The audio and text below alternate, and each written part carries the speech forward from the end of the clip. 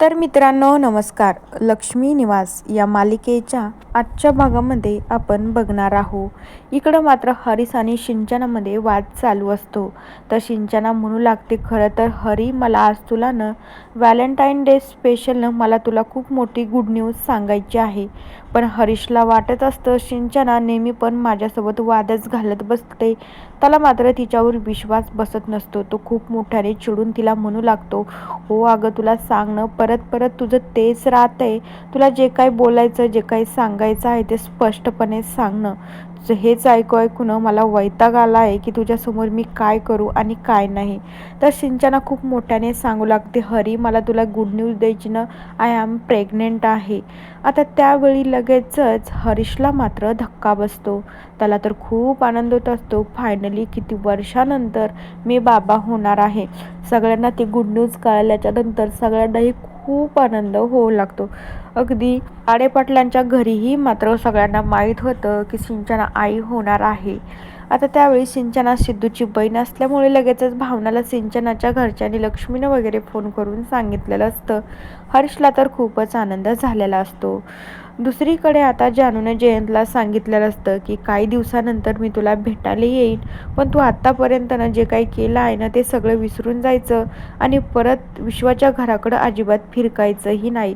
ज्या दिवशी मला तुला भेटावं असं वाटलं त्या दिवशी मी तुला येऊन भेटेल, पण मात्र तू अशी कुटाने करायची नाही की कुणालाही त्रास झाला नाही पाहिजे.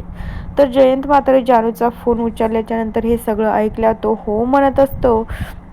आणि मग त्यानंतर तिचं एक पोस्टर त्याने घरामध्ये लावलेलं असतं, जेणेकरून तो त्याच्यासोबतच बोलत असतो. त्यावेळी आता जयंत त्या पोस्टरजवळ जातो म्हणू लागतो, जानू अगं तू कोणत्याही ठिकाणावर जा, मी तुला शोधून तर काढणारच होतो. फायनली तू आता मला दिसली आहे. एकदा का तू माझ्याकडं परत आली ना जानू, परत मी तुला कधीच त्रास देणार नाही आणि माझ्यापासून मी तुला कधीच दूर करणार नाही. कधीच माझ्यापासून मी तुला दूरही जाऊ देणार नाही. जयंत मात्र त्या पोस्टरकडे बघून हे सगळं बोलत असतो. तर दुसरीकडे सिद्धूच्या घरी सगळेजण जेवण करण्यासाठी बसलेले असतात. तर भावना खूप हसत आनंदात ही बातमी सांगत असती की आपली सिंचनानं आई होणार आहे. लवकरच आता त्यांच्या घरात परत एक बाळ येणार आहे. तर भावना रेणुकाला तर खूप आनंद होत असतो. पण आजीचं नेहमीप्रमाणे तोंड पडलेलंच असतं. काही ना काही टोमणा मारल्याशिवाय ती काय गप्प बसत नसते. आजी म्हणू लागता, बरं झालं ती आई होणार आहे ही तर बातमी चांगलीच आहे, पण त्या मुलाच्या अंगी दळव्याचे गुण नाही आले पाहिजे, नाहीतर मग काय झालं तर सगळ्यांना खूप वाईट वाटत असतं. पण आजी मात्र तिच्यात नादात असते. दुसरीकडे जानू विश्वाला म्हणू लागते, आपण पुढच्या 10 दिवसांमध्ये माझ्यासाठी गाण्याचा एक इव्हेंट तयार करूया की जेणेकरून मला त्या इव्हेंटद्वारेच मला सगळ्यांच्या समोर येता येईल आणि सगळ्यांना कळून जाईल की मी जिवंत आहे म्हणून. पण विश्वाला कळत नसतं अचानक जानूला हे काय झालंय म्हणून.